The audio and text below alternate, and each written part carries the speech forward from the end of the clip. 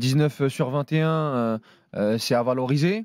On l'a dit sur les dernières semaines, enfin moi je l'ai dit sur les dernières semaines, j'étais pas totalement satisfait des 2 matchs contre Le Havre et Montpellier, mais ils ont réussi à les gagner avec les rentrants, notamment en sortie de banc. Et j'attendais ce match post-Ligue des Champions, comme tu l'as dit, un contexte différent, un peu de turnover, un système différent aussi en 3-4-3, alors qu'ils jouaient plutôt à 4 depuis le début de saison.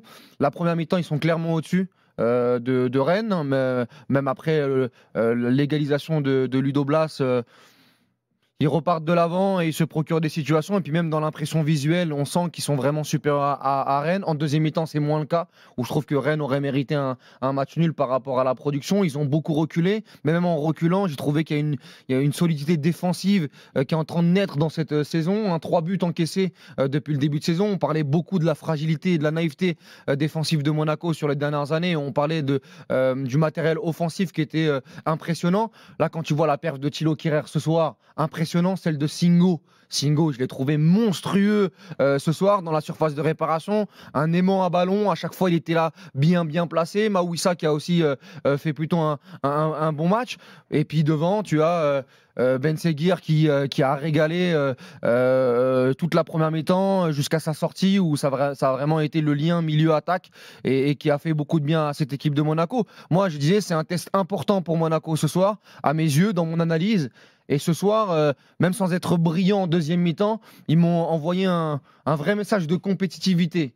Une équipe qui va être compétitive toute la saison, je les attendais. Et je pense qu'il n'y a pas beaucoup d'équipes, hormis le PSG, qui est capable de faire ce type de match à Rennes. Surtout qu'ils sont tombés sur un Stade Rennais en deuxième mi-temps qui, pour moi, a été vraiment bon. Et on en parlera dans quelques minutes du Stade Rennais. Ben Seguir qui fait les 2 passes D d'ailleurs ce soir sur les 2 buts. Coup de pied arrêté monégasques. sur le premier et deuxième sur la passe. Magnifique de On était là hier, enfin pas tous les 3, mais on débriefait le match nul de l'OM contre Angers. Depuis le début de saison, on avait un chapeau, on mettait Paris, Monaco, Marseille.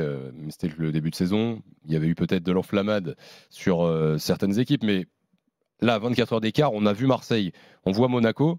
Est-ce qu'on a 2 équipes qui sont vraiment dans le même chapeau, Damien ? Pour moi, non, par rapport à ce que je vois. Et après, il faut rajouter aussi le contexte Ligue des Champions qui n'appartient pas à Marseille cette saison. Donc, c'est ça aussi qui fait que quand on voit la performance de Monaco ce soir, je rejoins Walid sur la première mi-temps où on a l'impression que c'est un rouleau compresseur. Voilà, c'est vraiment une machine qui est prête à assumer physiquement ce qui lui arrive avec la Ligue des Champions en pleine semaine. Marseille, on a vu une équipe malheureusement qui passe un peu au travers de son match, qui répond pas aux attentes finalement de ce qu'on peut espérer d'un tel effectif, surtout qui a été construit pour jouer quelque chose d'intéressant cette saison. Pour l'instant, je les sors de ce trio et je les mets encore en deçà du Paris Saint-Germain et de Monaco. C'est pour ça que c'est un match bascule pour Monaco, parce qu'on a eu Marseille hier. Surtout que si on met un petit peu tout le contexte, c'est-à-dire pas d'Europe, Europe, c'est ça surtout. Déplacement compliqué à Rennes qui n'avait pas perdu à la maison, qui avait battu Lyon, qui avait fait nul contre Lens, qui avait battu Montpellier notamment, et Marseille qui reçoit Angers, qui s'était fait rouler dessus par Reims la semaine dernière. Oui, évidemment que, et pourtant moi je faisais partie de ceux qui pensaient et qui pensent toujours que l'OM sera en haut, mais en tout cas ce match-là, enfin ces 2 matchs, moi me font... Il y a un petit recul frein sur l'Olympique de Marseille et j'avance du côté de Monaco. Et dans le contrôle continu de la Ligue 1, tu es à 5 points. Il y a 5 points entre Monaco et Marseille. Sur une journée où normalement, si on avait regardé la journée il y a 2 jours, tu te dis que Marseille allait prendre des points à Monaco. Ouais. Et c'est le contraire. C'est clair. Brian, supporter monégasque, qui est avec nous au 32-16. Salut Brian. Salut l'équipe. Bienvenue sur RMC, bienvenue dans l'after, Brian. Qu'est-ce que tu as pensé du match de ce soir ? Très compliqué. Alors, Monaco a 2 visages. Une première période très très bonne avec une énorme intensité. Après le match de water-polo de mercredi, je pensais pas qu'ils allaient rentrer aussi rapidement dans le match. Je pensais que ça allait faire un peu comme le match de Lille l'après-midi où il y allait avoir une première période compliquée. Ça a été tout le contraire et après une seconde période bien plus compliquée. On a laissé le ballon à Rennes qui a manqué de justesse pour venir égaliser, mais vraiment une équipe à 2 visages, comme assez régulièrement je trouve quand même cette saison.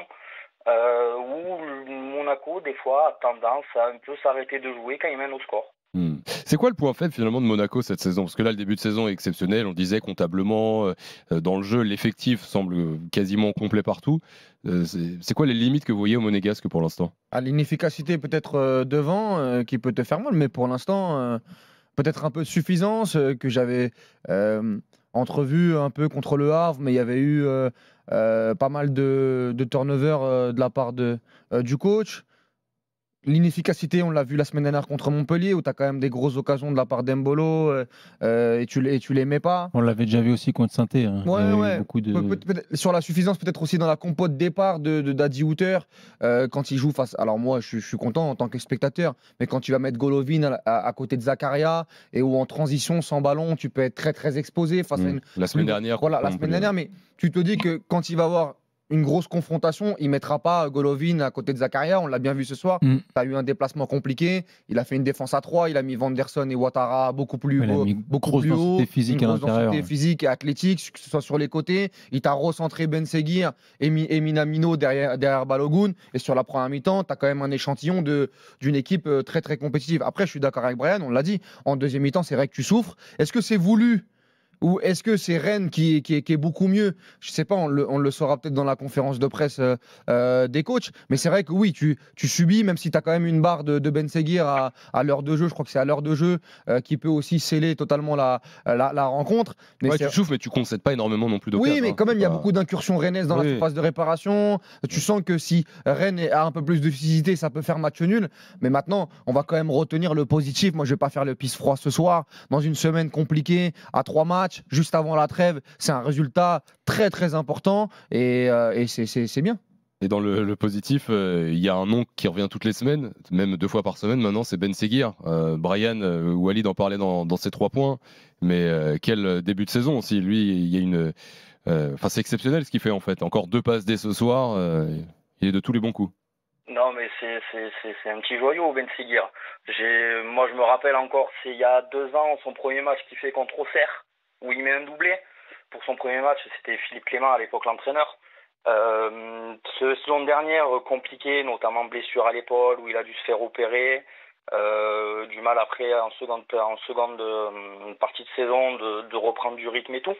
Mais là, cette année, à part le premier match où il avait eu beaucoup de déchets à vouloir jouer un peu trop perso sur certaines situations, mais depuis, il a retrouvé du rythme et il est à un très très haut niveau. Après, je ne sais pas s'il a changé quelque chose. Il faisait une interview sur le site où il expliquait que là, avec l'enchaînement des 2 matchs et tout, il restait beaucoup l'après-midi en plus pour faire des soins. Il avait un kiné perso déjà, qui pour tout ce qui est soins, tout ce qui est récupération et tout. Donc, à seulement 19 ans, il a déjà compris beaucoup de choses. Et il a dit aussi qu'il voulait être décisif. Il visait les 10 buts et 10 passes D. Ce soir, il l'est. Hein. Son corner, il est magnifique sur Kerrer. Et puis ça passe bien claquée, bien puissante, au bon moment, dans le bon timing pour Balogun. Elle est aussi sa magnifique. Première touche qui est intéressante. C'est tout ce qu'il fait avant de recevoir le ballon, sa prise d'information et sa première touche qui est souvent, et je pense même à 70-75% des ballons qu'il touche, est vers l'avant. Et derrière, moi je trouve qu'il a mis beaucoup plus de justesse aussi dans son jeu, beaucoup plus de simplicité. On parlait notamment de son travail en dehors du terrain au niveau des soins. C'est bien, j'ai l'impression qu'il prend de la maturité et vraiment c'est une belle prestation. Je le préfère dans le cœur du jeu, moi, comme ce soir, parce que je trouve que quand il joue sur le côté, il manque d'explosivité.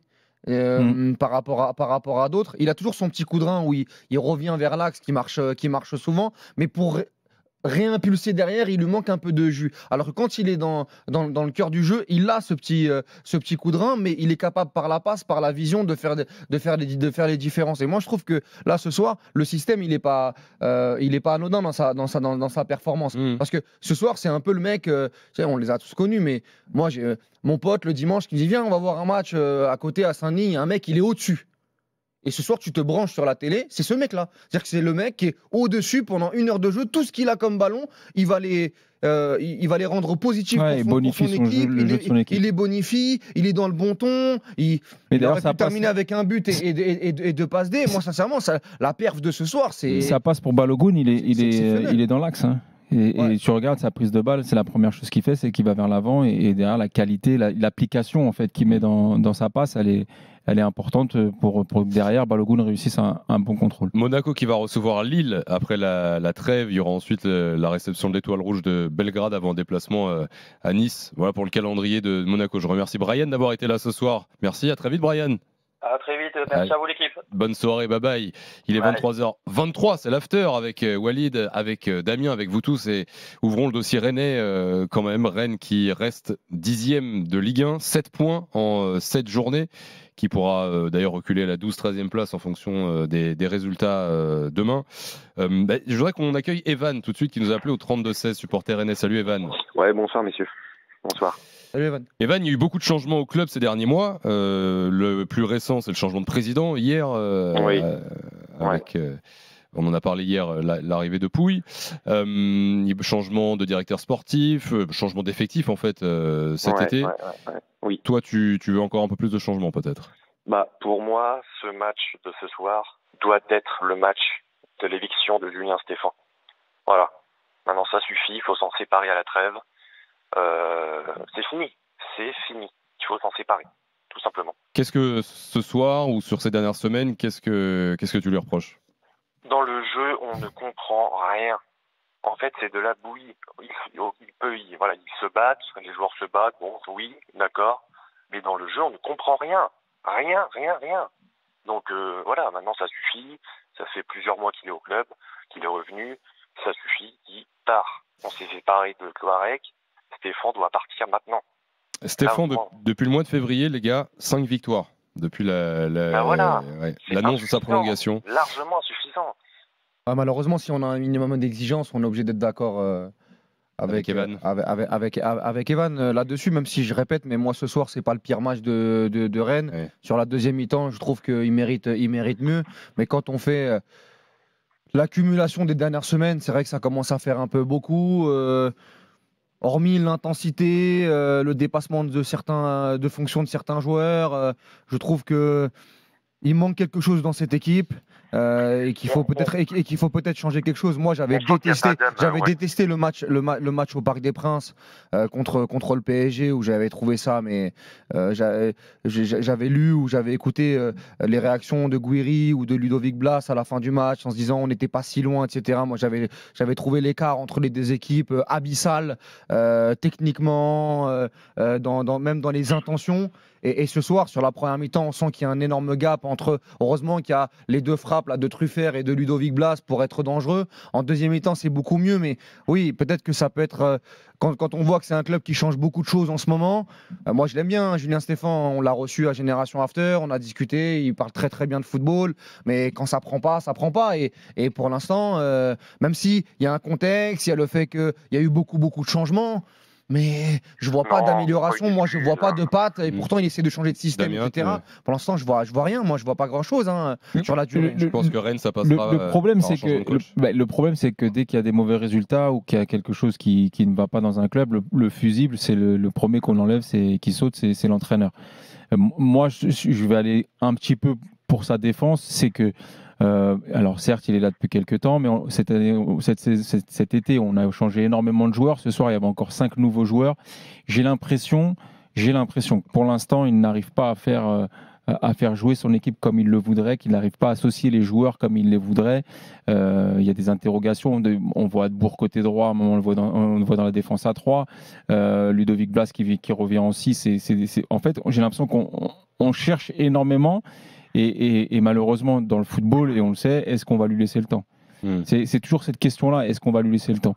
Et pour l'instant, et par rapport à ce qu'il propose au niveau des points et au niveau du contenu, c'est sûr que c'est pas suffisant. Mais Stéphane, ok, Evan, et j'entends, il est le premier responsable, le premier fusible, comme le dit Damien, mais l'effectif, on peut douter quand même sur l'effectif qu'on lui a mis à disposition. Moi, ce soir, les gars, à Tebourg, j'ai un doute. Ostigard, j'ai un doute. Groenbeck, j'ai un doute. Ostigard, c'est pas un doute. C'est le début de saison d'Ostigard, c'est un appel à l'aide. Bah voilà, vraiment. Non, mais vraiment, c'est que son match encore, sa première mi-temps, le match qu'il fait la semaine dernière. Bon, après, il a Barcola et Balogun. Dès que tu lui mets un mec un peu athlétique qui va vite, c'est terminé. Vite. Et en plus, c'est son problème. Est-ce que Stéphane, qui veut avoir des intentions de jeu, peut-être jouer un peu plus haut?